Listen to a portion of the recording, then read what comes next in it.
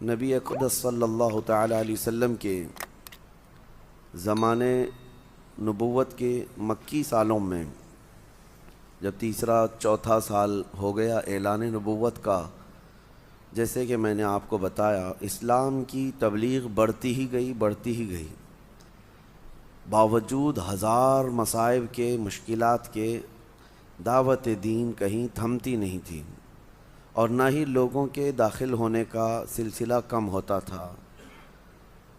اور نبی پاک صلی اللہ تعالیٰ علیہ وسلم کے صحابہ جو آزمائش کے شکار تھے، اب ایک نئی آزمائش بھی ان کے سامنے تھی۔ جب 5واں سال آیا نبوت کا تو اس قدر تکلیفیں بڑھ گئی کہ سبوں نے نبی پاک صلی اللہ علیہ وسلم کی بارگاہ میں حاضر ہو کر کے عرض کیا کہ یا رسول اللہ صلی اللہ علیہ وسلم، کیا ہم حق پر نہیں ہیں؟ ہمیں اتنا مارا جاتا ہے، اتنی تکلیفیں دی جاتی ہے۔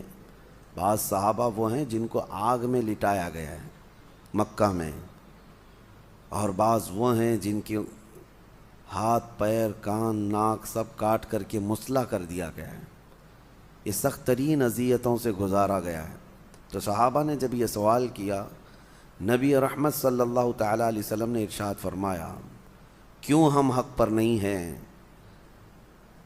صحابہ نے کہا کہ پھر ہمیں زنجیروں میں باندھا جاتا ہے، تکلیفیں دی جاتی ہیں۔ نبی پاک صلی اللہ علیہ وسلم نے فرمایا، تم سے بڑھ کر کے تکلیفیں اللہ کے نبیوں کو آئی۔ جو نبی بن کر کے دنیا میں آئے، ان میں سے کتنے انبیاء ایسے ہیں جن کو یہودیوں نے قتل کیا۔ حضرت زکریا علیہ السلام کے متعلق فرمایا کہ انہیں آری سے کاٹ دیا گیا تھا، بیچ سے لے کر کے نیچے تک 2 ٹکڑوں میں تبدیل کر دیا گیا۔ حضرت یحییٰ علیہ السلام کو ذبح کر کے ان کا سر الگ کر دیا گیا تھا۔ تقریباً 10,000 نبیوں کو ان یہودیوں نے قتل کیا۔ تو نبی پاک صلی اللہ تعالیٰ علیہ وسلم نے جب یہ بیان فرمایا تو صحابہ مطمئن ہوئے، اور پھر یہ ارشاد فرمایا، جس کا جتنے اعلیٰ قسم کا ایمان ہوگا وہ اتنی آزمائشوں سے گزارا جائے گا۔ اور میں یہ بات بتا دوں آپ کو، نبیوں کے ایمان کے برابر کسی کا نہیں، اور پھر اس کے بعد رسول اللہ کے صحابہ کے ایمان کے برابر اب قیامت تک کسی کا ایمان نہیں ہوگا۔ ظاہر سی بات ہے، آج جو ہم آزمائے جا رہے ہیں ان کی تکالیف کے سامنے یہ کچھ بھی نہیں ہے۔ لیکن یہ سلسلہ اس وقت سے چلتا آیا، تو پھر صحابہ نے عرض یہ کیا کہ یا رسول اللہ صلی اللہ علیہ وسلم، ہمارے لیے کوئی راستہ عطا فرمائیں۔ تب حضور اکرم صلی اللہ علیہ وسلم نے سب سے فرمایا کہ تم ہجرت کر جاؤ۔ ہجرت 2 ہوئی ہیں، ایک پہلی ہجرت ہے یہ، یعنی نبوت کے 5ویں سال ہی حضور پاک صلی اللہ علیہ وسلم نے جو ہجرت فرمائی وہ نبوت کا 13واں سال تھا۔ یہ نبوت کے 5ویں سال ہی ہجرت ہوئی، لیکن یہ ہجرت مدینے کی نہیں تھی، یہ ہجرت حبشہ کی تھی، جس کو آج ایتھوپیا کہا جاتا ہے، افریقہ کا ایک ملک ہے۔ وہاں ایک رحم دل بادشاہ تھا جس کو نجاشی کہا جاتا تھا۔ وہ عیسائی تھا لیکن نرم دل تھا، عبادت گزار بھی تھا، اللہ اور آخرت پر یقین رکھنے والا، لیکن مذہباً عیسائی تھا۔ تو صحابہ اکرام کو حضور صلی اللہ تعالیٰ علیہ وسلم نے ارشاد فرمایا کہ تم سب یہاں سے ہجرت کر کے حبشہ چلے جاؤ، حبشہ کا جو والی ہے، جو بادشاہ ہے، وہ نرم دل ہے، وہ تمہیں پناہ دے گا۔ تو صحابہ اکرام کا ایک قافلہ نکلا، اس میں بڑے بڑے صحابہ ہیں، حضرت عثمان ابن عفان رضی اللہ تعالیٰ عنہ، حضرت عثمان غنی بھی اس میں تھے، حضور پاک صلی اللہ تعالیٰ علیہ وسلم کے اجلہ صحابہ میں سے حضرت جعفر طیار رضی اللہ تعالیٰ عنہ، جو مولا علی کرم اللہ وجہہ الکریم کے بھائی ہیں، یہ سب نکلے۔ تقریباً اس میں 70 صحابہ تھے۔ یہ پہلی ہجرت ہوئی، یہ سب مکہ چھوڑ کر کے نکل گئے۔ جتنے آزمائے جاتے تھے اور جتنے اللہ تبارک و تعالیٰ کی بارگاہ میں سبوں نے یہ عرض کیا کہ ان مصائب سے ہمیں آزادی مل جائے، ہجرت کیا۔ ہجرت کا جو ہے قرآن میں ذکر ہے، میں اس کو پھر کسی اور موقع پر عرض کرتا ہوں کہ جہاں تکلیفیں بڑھ جائیں بہت ساری تو وہاں مومن کے لیے ہجرت ہے۔ خیر، جب وہ حبشہ پہنچے تو نجاشی کے ہاں وہ رہنے لگے، امن مل گیا۔ نجاشی نے کہا کہ اگر تم ستائے ہوئے ہو اپنے شہر کے تو میرے شہر میں، میرے ملک میں سکون و اطمینان کے ساتھ رہ سکتے ہو۔ سب رہنے لگے، لیکن مکہ والوں کو اس پر بھی سکون کہاں تھا۔ تو مکہ کے جو اثردار لوگ تھے انہوں نے دیکھا، کہا کہ یہ ادھر جا رہے ہیں، وہاں جانے کے بعد پھر وہاں بھی یہ اسلام پھیلا دیں گے، لہٰذا نجاشی کو جا کر کے ہمارا ایک قافلہ ان کی تمام برائیاں بیان کریں گے۔ اور نجاشی چونکہ مکہ والوں سے پہلے سے اچھے تعلقات میں تھا، تجارتی تعلقات بھی ادھر سے ادھر سے اچھے تھے، تو مکہ والوں نے ایک قافلہ پھر سے بھیجا جس کی سرداری ابو سفیان کر رہے تھے۔ ابو سفیان ایک قافلہ لے کر کے وہ بھی وہاں حبشہ پہنچ گئے، اور چونکہ پیسے والے تھے، اثر والے تھے، نجاشی کے پاس جا کر کے ایک ریکویسٹ ڈالی کہ ہم ملاقات کرنے کے لیے آئے۔ نجاشی نے حاضر ہونے کے لیے کہا۔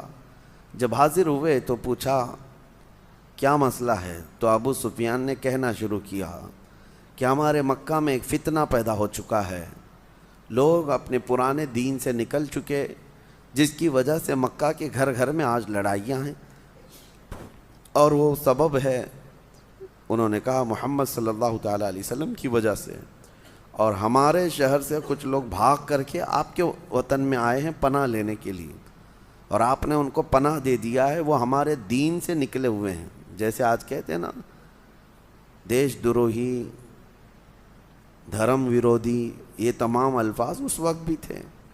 یہ ہمارے ویرودھی لوگ ہیں، وطن چھوڑے ہوئے لوگ ہیں، لہذا ان کو آپ اپنے وطن میں رہنے کی کوئی اجازت نہ دیجیے۔ نجاشی انصاف پسند تھا، ابو سفیان سے بہت اچھے گہرے تعلقات تھے، کہا اچھی بات ہے، لیکن وہ لوگ آئے ہیں تو میں ان سے مل لیتا ہوں۔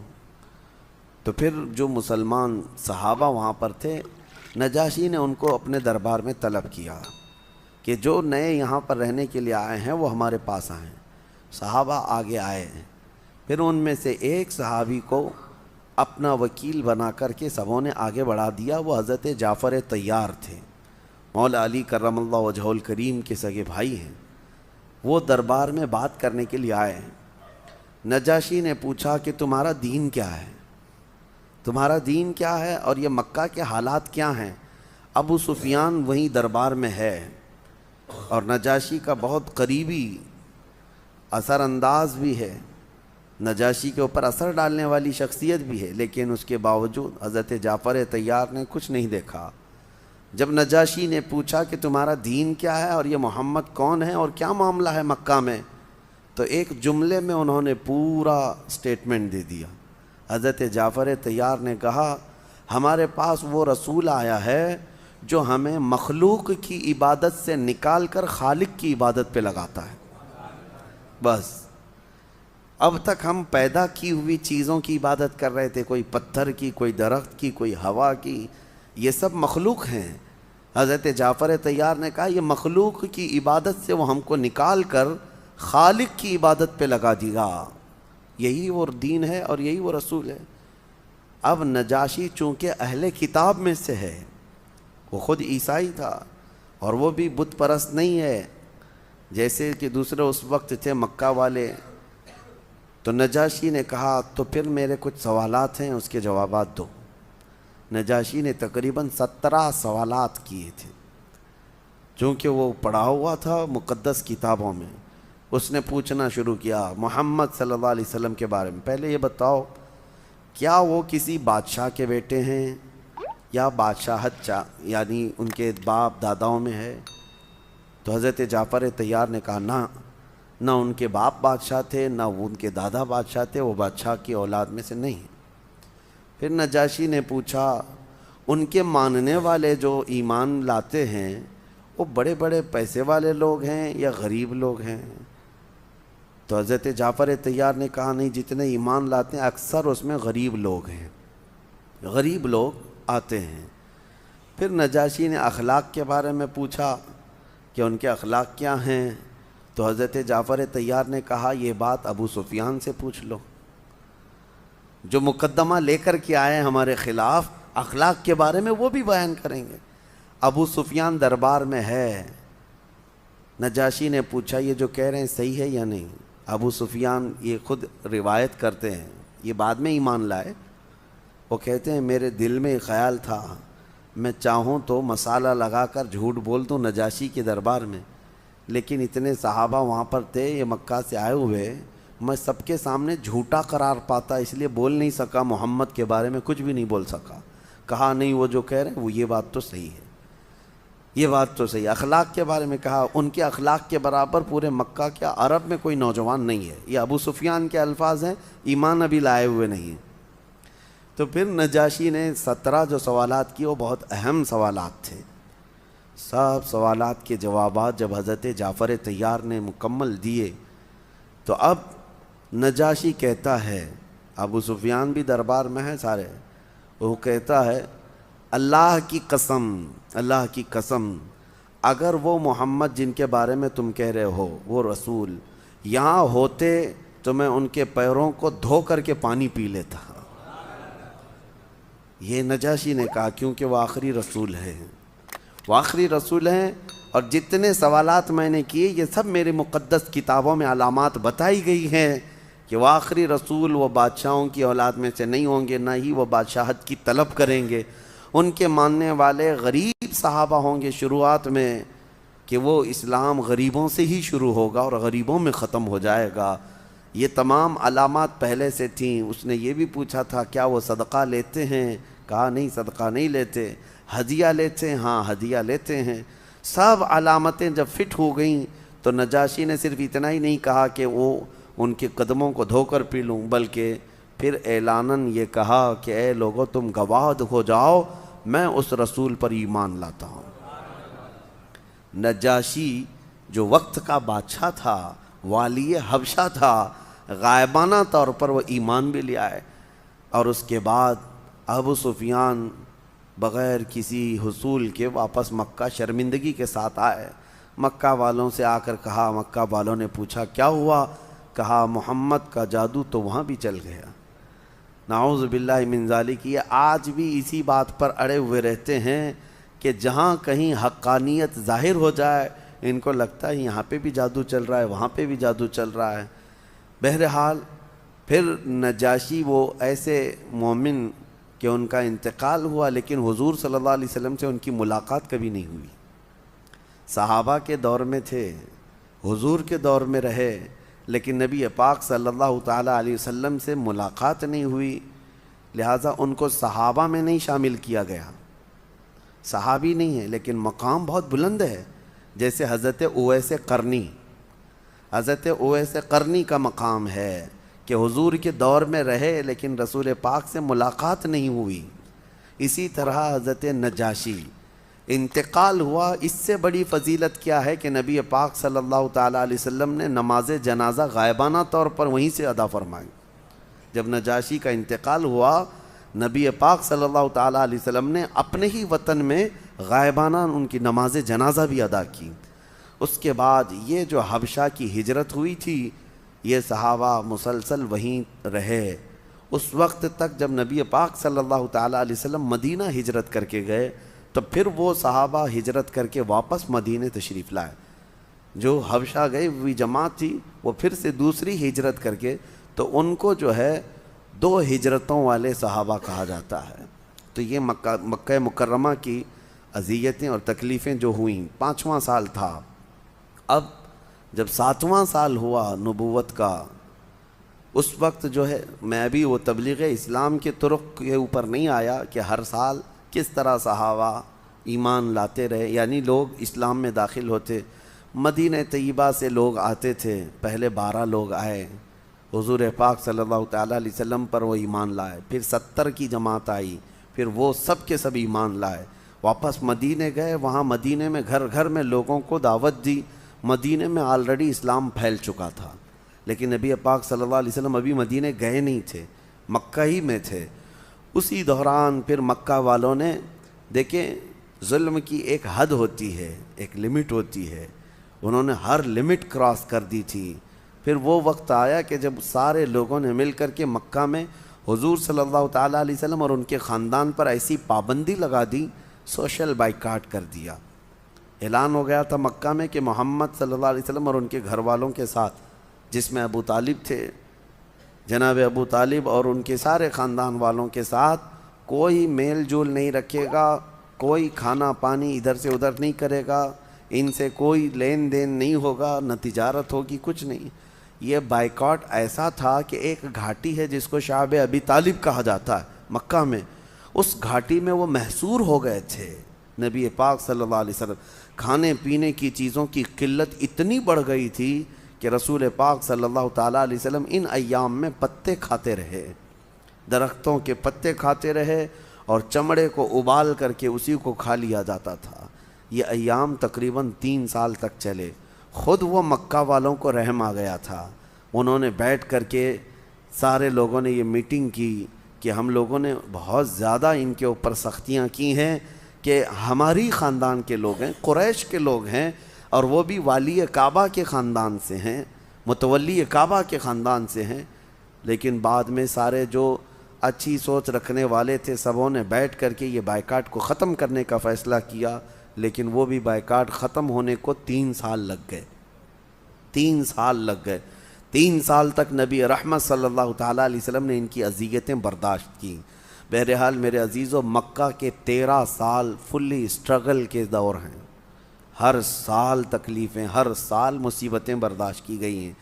آج لوگ یہ کہتے ہیں حالات خراب ہیں، ایسے ہیں ویسے ہیں، بلکہ تم تو بہت مزے سے سو رہے ہو، بہت مزے سے کھا رہے ہو۔ اللہ تعالیٰ نے ہر نعمت تمہارے سامنے آسانی سے رکھی ہے۔ کیا ان صحابہ کے برابر نہیں بلکہ ان کا 5% بھی آج ہم نے اسٹرگل کیا ہے؟ کون روکتا ہے ہمیں مسجد آنے سے؟ کون روکتا ہے ہمیں حق بات کرنے سے آج؟ لیکن لوگ ایک گانا گاتے رہتے ہیں، عادت سی ہو گئی ہے کہ ظالموں کی حکومت ہے، آزادی نہیں ہے، فلاں ہے، یہ سب ہیلے بہانے ہیں۔ بہرحال اکا دکا جو وارداتیں ہوتی ہیں، تکالیف ہوتی ہیں، یہ ہم سب کے لیے عبرت ہے، ہم سب کے لیے عبرت ہے۔ ابھی جس طرح سے یہ بھگوا داری لوگ یا آتنکی لوگ جو ہمارے ملک میں یا دیگر پوری دنیا بھر میں دہشت پھیلا ہوئے ہیں، داڑھی والوں سے تکلیف ہے، ٹوپی والوں سے تکلیف ہے، اکیلا پاؤ تو انہیں مار دے۔ ابھی جیسے کہ جو حالات ہمیں پہنچ رہے ہیں کہ کسی مسجد کے امام کو انہوں نے مارا، داڑھی کاٹ دیا، یہ ساری چیزیں نئی نہیں ہے ہمارے لیے، یہ کوئی نیو بات نہیں ہے۔ 1400 سال سے اسلام یہ دیکھتا چلا آیا ہے۔ لیکن مومنوں، ان تمام چیزوں سے گھبرانا نہیں ہے، بلکہ اپنے نبی پاک صلی اللہ تعالیٰ علیہ وسلم کی سیرت پڑھ لو، سینہ چوڑا ہو جائے گا۔ اور ہمیشہ میں یہ کہتا ہوں میرے عزیزو، اس کو لوگ آپشنلی سمجھتے ہیں، حضور کی سیرت، یہ کوئی میں کہانی نہیں سنا رہا، یہ کہانی نہیں سنا رہا، یہ قرآن کا حکم ہے۔ قرآن کا حکم ہے کہ تمہیں رسول پاک کی سیرت دیکھنا ضروری ہے، کیونکہ تمہارے لیے وہی آئیڈیل ہیں۔ اور مسلمان اگر نبی پاک کی سیرت کو نہیں جانتا اور نہیں سیکھتا تو پھر کس کی سیرت سیکھنے جائے گا؟ کس کے اخلاق سیکھے گا؟